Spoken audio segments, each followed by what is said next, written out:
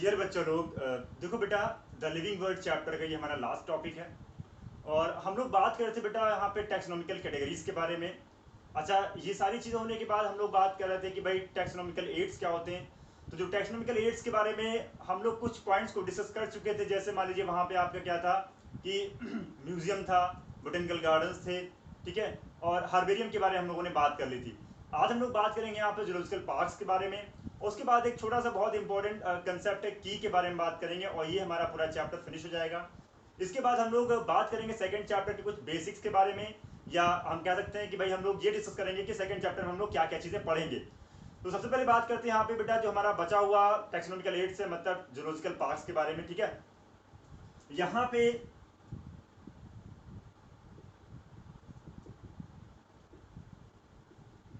देखिए, zoological parks के बारे में अगर बात करें, लिटरली हम लोग क्या कहते हैं, इसको जू कहते हैं, ठीक है।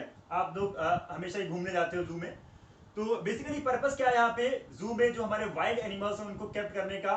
तो आपने देखा है कि जितने भी आपके लगभग वाइल्ड एनिमल्स हैं वो आपको जू में मिलेंगे, प्रोटेक्टेड फॉर्म में मिलेंगे। और उनके लिए हालांकि ह्यूमन बीइंग बेसिकली उनकी सर्विस के लिए वहां पे आपने देखा होगा लगे रहते हैं। और मेन चीज वहां पे ये कि कोशिश ये की जाती है कि जो उनके लिए नेचुरल हैबिटेट में कंडीशंस हैं उनको वहां पर कहीं ना कहीं उसी पैरेलल वे में वहां पर मेंटेन किया जाए। तो हमारे पास जो जू है उसमें जो वाइल्ड एनिमल्स हैं उनको कैप्ट करने का सिर्फ पर्पस यही है कि हम वहां पर उनका जो फूड हैबिट है या उनके बारे में जो फर्दर चीजें हैं उनको हम समझ सकें। तो ज्यादातर हमारे जो स्टूडेंट्स हैं वो जू में गए होंगे तो उन्होंने देखा होगा कि तमाम तरह के जो वाइल्ड एनिमल्स हैं वो किस तरह की चीजों को वहां पर खा रहे हैं, या जो भी जो इन्फॉर्मेशन है वहां से उन्हें मिलती है। हालांकि इसके अलावा बहुत सारे ऐसी कंडीशंस भी होती है जहां पर हम उनको रख के उनके तमाम तरह की स्टडी भी कर सकते हैं, ठीक है। तो ये तो खैर एक अलग बात होगी, वहां पे छोटा सा पैराग्राफ दे रखा है कि जूलॉजिकल पार्क्स में हम वाइल्ड एनिमल्स को रखते हैं। प्लांट्स की बात नहीं होगी बेटा, ध्यान रखिएगा, यहाँ पे वाइल्ड एनिमल्स की बात होगी यहाँ पे। और उनके लिए कंडीशंस लगभग लगभग जो हमारी नेचुरल है उनके अकॉर्डिंग ही वहां पर उनके हैबिटेट की मेंटेन की जाती है। दूसरी बात यहाँ पे ये है, और किस पर्पज से वहां पे रखे जाते हैं, ताकि उनका जो हैबिटेट है, मतलब सॉरी उनका जो फूड हैबिट है या उनके बारे में कुछ जो उनका हैबिट है उसको जो है स्टडी किया जा सके, उसके बारे में समझा जा सके, ठीक है। ये तो बात हो गई वहां पर जूलॉजिकल पार्क्स के बारे में। अब देखो यहाँ पे उसके बाद, तो याद है आपको हम लोगों ने कौन कौन से टैक्सोनॉमिकल एड्स के बारे में बात की थी। भाई सबसे पहले हम लोगों ने बात किया था हार्बेरियम के बारे में, फिर बोटेनिकल गार्डन्स के बारे में, फिर म्यूजियम के बारे में, उसके बाद जूलॉजिकल पार्क्स के बारे में। तो इन चारों के बीच में मैंने बताया था कि आपको एक डिफरेंस होगा जो आप क्रिएट करके चलिएगा कि भाई किस जगह पे किसको ज्यादा प्रायोरिटी दी जा रही है और क्या पर्पस है वहां पर उसमें उनको रखने का, ठीक है। अच्छा, इसके बाद बेटा वहां पे दे रखे हैं आपकी की के बारे में बात हो रही है। की क्या है इसको समझते हैं थोड़ा सा। देखिए यहाँ पर उन्होंने कहा कि की जो है वो क्या है, एक तरह से अनदर टैक्सोनॉमिकल एड्स है हमारे, मतलब ये भी एक तरह से क्या है, ये भी एक टैक्सोनॉमिकल एड है बाकी के जैसा ही। देखो यहाँ पे अगर आपको याद हो कि भाई जो टैक्सोनॉमिकल स्टडीज की बात कर रहे थे उसके लिए जिन भी चीजों की जरूरत होती है उन सभी चीजों को काउंट किस में किया जाएगा, टैक्सोनॉमिकल एड्स में। यहाँ पे अगर हम बात करें की के बारे में तो हम एग्जांपल लेके समझते हैं कि भाई की क्या है। तो वहां पे मेंशन भी किया गया होगा कि it is also a taxonomical aid and responsible for the identification of species of plants and animals on the basis of similarity and dissimilarity. तो ये बेसिक सी बातें लिखी हुई, इसमें कोई खास बात नहीं है, लेकिन यहाँ पे की कैसे वर्क करता है, कैसे क्या, हालांकि इसके कई सारे पैटर्न भी होते हैं, लेकिन यहाँ पर एक छोटा सा एग्जाम्पल लेके हम समझेंगे कि भाई की को कैसे जो है वहां पर इंप्लीमेंट किया जाता है, उसका कैसे इस्तेमाल किया जाता है वहां पर टैक्सोनॉमिकल एड्स के फॉर्म में, ठीक है। यहाँ पे सबसे पहले बात करते हैं एग्जांपल के तौर पे, मान लीजिए आपके पास एक ऑर्गेनिज्म है, ठीक है बेटा। अभी आपको समझ में आ जाएगा कि की क्या है और उसके बारे में जो बातें वहां पे लिखी हुई। मान लीजिए एक ऑर्गेनिज्म है। अभी मान लीजिए हमारे पास क्या है इसके बारे में, हमारे पास क्या है ना कि दो स्टेटमेंट लेंगे हम लोग। पहला स्टेटमेंट क्या है कि क्या ये यूनिसेलुलर है, क्या ये यूनिसेलुलर है, इट इज यूनिसेलुलर, ठीक है। या फिर कह सकते हैं यहां पर कि इट इज मल्टीसेलुलर, ठीक है। तो मतलब कहने का यहां पर है कि हमारे पास दो स्टेटमेंट होंगे और दोनों स्टेटमेंट कैसे कंट्रास्टिंग है, मतलब यहां पर दोनों एक दूसरे में से अपोजिट वाली कंडीशन में दोनों में से कोई एक ही चूज किया जा पाएगा एक बार में, ठीक है। तो यहां पर इन दोनों को कहा गया कपलेट, इन दोनों को मिला के क्या कहा गया बेटा, कपलेट।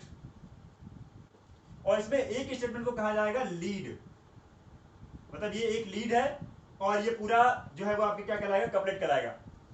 अब देखिए जब कोई ऑर्गेनिज्म मान लीजिए, अब या तो ये यूनिसेलुलर होगा या मल्टीसेलुलर होगा। मान लीजिए हमने कहा कि अगर यूनिसेलुलर है तो हम क्या करेंगे, ऑप्शन लेंगे 1, ठीक है। और अगर मान लीजिए मल्टी सोलर तो हम ऑप्शन कौन सा लेंगे, 2 लेंगे। चलिए हम समझ गए। अगर मान लेते हैं कि ए ऑर्गेनिज्म जो है वो यूनिसेलुलर है तो हम कौन सा ऑप्शन हमने लिया, 1। तो इसका मतलब हमने क्या किया, एक को सिलेक्ट किया दूसरे को रिजेक्ट किया। अब हम आगे बढ़ते हैं। मान लीजिए हमने 1 के अकॉर्डिंग लिया तो 1 में भी 2 पॉइंट आ जाएंगे। 1 में ए क्या है, मान लीजिए है no nucleus, has no nucleus, ठीक है, ठीक। और उसके बाद बी पॉइंट क्या आ जाएगा इसका, यहां पर हैज न्यूक्लियस। देखिए बात समझिएगा यहाँ पे कि जैसे यहाँ पर एक तो कपलेट ये था, ऐसे फर्दर और डीप में जाने के लिए, मतलब ऑर्गेनिज्म का जो कैटेगराइजेशन है, उसके जो टैक्सॉन है, उसमें अगर आप और डीप तक जाओगे तो वहां पर एलिमिनेशन सा चलता रहता है।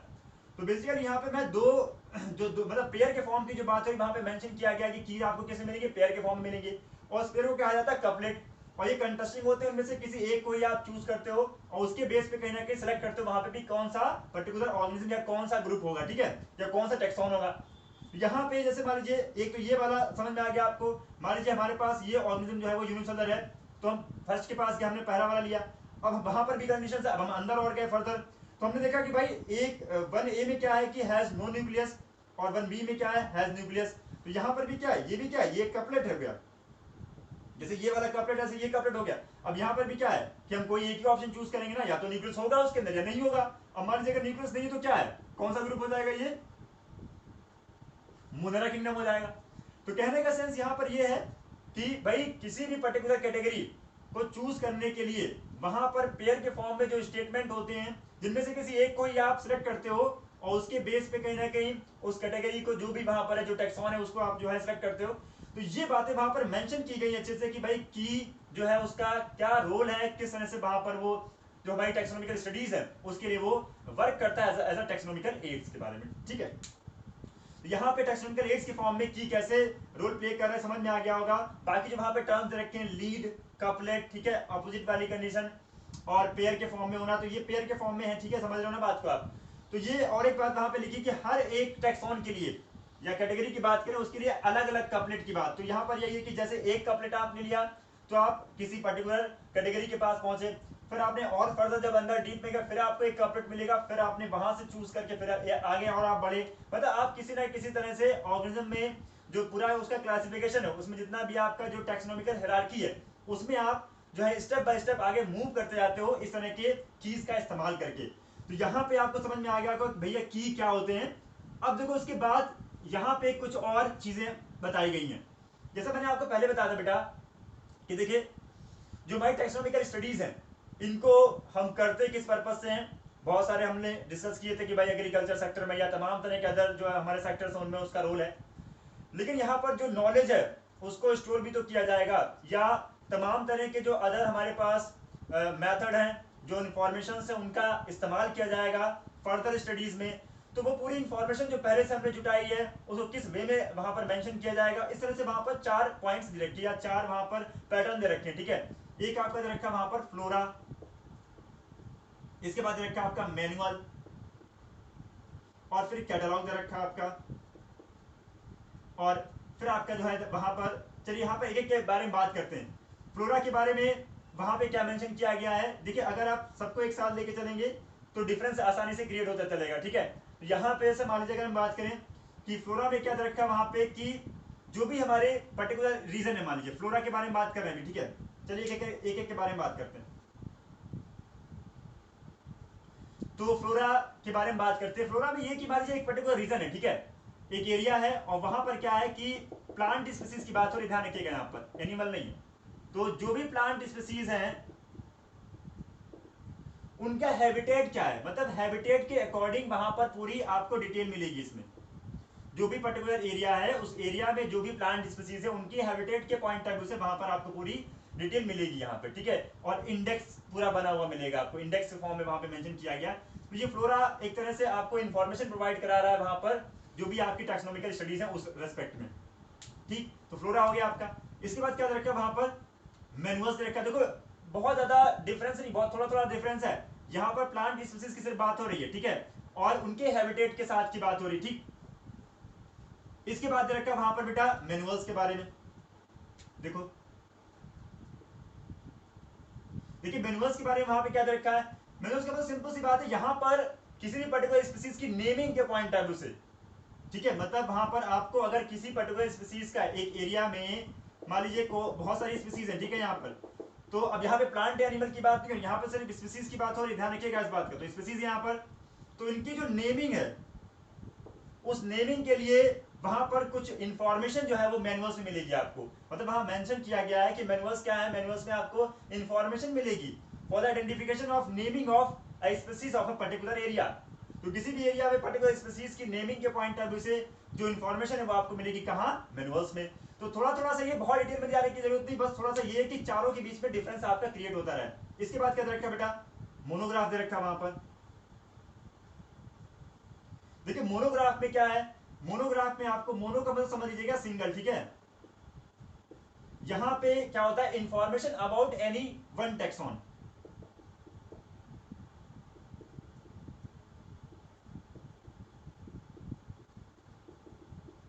मतलब कोई भी टेक्सॉन है, जैसे मान लीजिए क्लास है, तो उसके बारे में पूरा डिटेल होगा। मतलब किसी एक क्लास के बारे, किसी एक जो है वो टेक्सॉन के बारे में, चाहे वो क्लास हुआ या आपका जो है ऑर्डर हुआ। तो कहने का सेंस यहाँ पर मोनोग्राफ में आपको सिर्फ और सिर्फ क्या मिलेगा, एक पर्टिकुलर जो आपका ग्रुप है उसके बारे में पूरी इंफॉर्मेशन आपको मिलेगी वहां पर, ठीक है, एक टेक्सॉन के बारे में। ठीक, इसके बाद आपका दे रखा है वहां पर कैटलॉग।